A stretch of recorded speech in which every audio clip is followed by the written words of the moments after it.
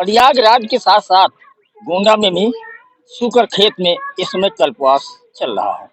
कल्पवास क्या होता है, इसका क्या महात्म है, इससे क्या लाभ होता है, हम यहाँ जीरो ग्राउंड से आपको दिखा रहे हैं। ये मेरे पीछे सरयू नदी बह रही है और ये नदी आगे जाके घाघरा से इनका मिलान होता है, जिसे संगम कहा जाता है।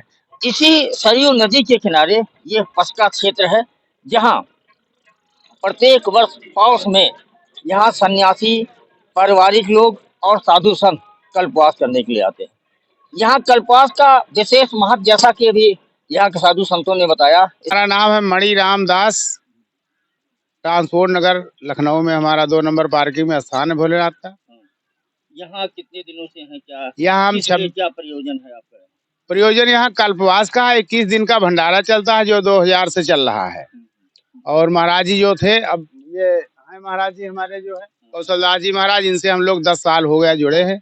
ये 2000 से ही चलाते थे, हम लोग भी जुड़े, थोड़ा अच्छा लगता है। और कल्पवास करने का जो नियम था वो भी पूर्ण हो जाता है। इसका महत्व ये है कि 12 भगवान यहाँ अवतरित होके पृथ्वी को पाताल लोक से मुक्त कराया था हिरण्याक्ष राक्षस के हाथों से, जिसके कारण यहाँ जहाँ 12 भगवान का महत्व और यहाँ अवतार इसी क्षेत्र में उनका हुआ था। और बाराही जो देवी माँ जगदम्बा है, वो देवी के रूप में बाराही के नाम से यहाँ प्रचलित हैं, उनका भी यहाँ अवतरण हुआ था। इससे यह क्षेत्र काफी महत्वपूर्ण है।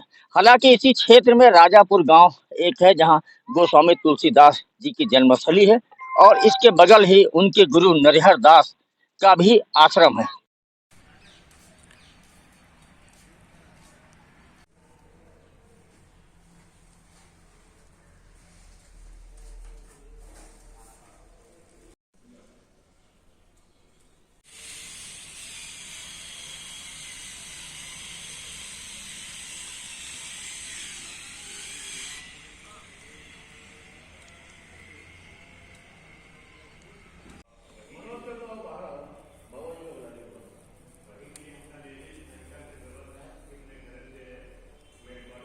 एक महीने का कल्पवास करते हैं, कुछ लोग 15 दिन का कल्पवास करते हैं।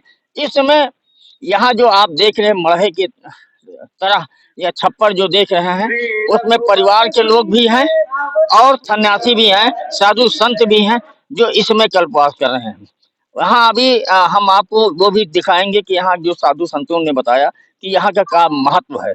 महत्व के बारे में भी आपको हम बताएंगे उन्हीं की जुबानी कि यहाँ का कल्पवास करने का महत्व क्या है। कल्पवास यहाँ इसीलिए करते हैं क्योंकि भगवान यहाँ स्वयं बिना जो है सोचे समझे तुरंत धरती माता का उद्धार करने के लिए आ गए थे 12 के रूप में।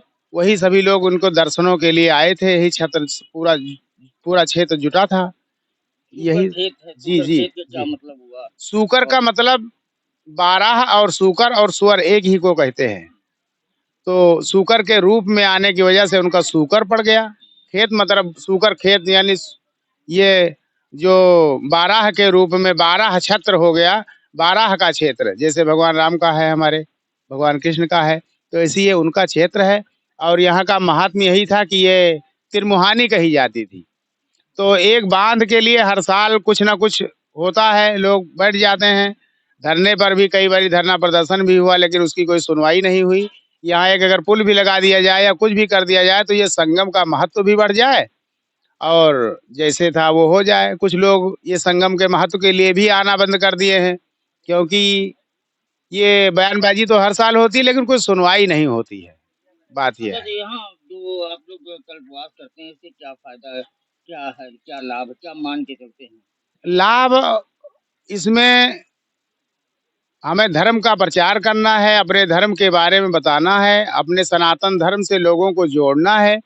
और ये हमारी साधु परंपरा आज से नहीं आदि से रही है, उसे हमें संजोए रखना है। और इससे लाभ ही है, इससे हमें बहुत सी चीजें, बहुत से लोग जुड़ते हैं। अच्छा, यहाँ जब जो पारिवारिक लोग ही यहाँ कल्पवास करते हैं या सन्यासी भी करते हैं, साधु संत भी करते हैं, पारिवारिक भी करते हैं, जिसकी जिसकी इच्छा है। सरजू माता ने बहुत लोगों को मनोकामनाएं सिद्ध कर दी हैं, वो अपने उसके लिए आते हैं, करते हैं। पूछिए, बहुत लोग बताते हैं। परिवार वो तो कल्पवास में जो है, कल्पवास का मतलब है तकलीफ करते हुए भगवान की आराधना करते रहे, दोनों टाइम माता के यहाँ पूजा करें, 12 भगवान का दर्शन करें और हर समय उसी में संलिप्त रहे, उन्हीं के राम नाम में ही राम नाम करते रहे। इसीलिए एकांत में रह करके जो है भजन अच्छी होती है। इसीलिए जो है आदमी का जो साल में एक मास का जो है महीना, ये ऐसा पावन भी है और समय निकालते हुए ये पर्व है। ये सब जगह है, वही वैसे यहाँ भी है। भाई यहाँ की सुविधाओं की दिक्कत है, जैसे शौचालय है, यहाँ नहीं है। अन्य मेलों में दुनिया भर की व्यवस्थाएं हो जाती हैं, डस्टबिन है, रखवा दें। अब हम लोग पत्तल फेंक, अब किसको किसको रोके? हम कहते हैं मत उठाओ, हम उठा लेते हैं, हम उठाते हैं, तब तक लोग फेंक देते हैं। तो दुनिया भर का छीछल इधर इधर उधर होती है, यही कारण है। जी। फिलहाल आप देख लीजिए, पिछले वर्ष की अपेक्षा इस बार तो साफ सफाई काफी दिखाई पड़ रही है। बताया यह गया है कि जिलाधिकारी 3-4 दिन पहले यहाँ आई थी और साफ सफाई को लेकर काफी भड़की थी। सड़क पे जो गड्ढे थे उनको लेकर भड़की थी, तो सड़क पे भी गड्ढे का काम, पटाई का काम हो रहा है। यहाँ साफ सफाई भी काफी हो गई। इसके बावजूद भी यहाँ के कुछ साधु संत इस सुविधा से, इस सफाई व्यवस्था से संतुष्ट नहीं है। उनका कहना है कि यहाँ जगह जगह डस्टबिन होनी चाहिए और प्रशासन की तरफ से और यहाँ व्यवस्थाएं होनी चाहिए। गोंडा से कैलाश वर्मा।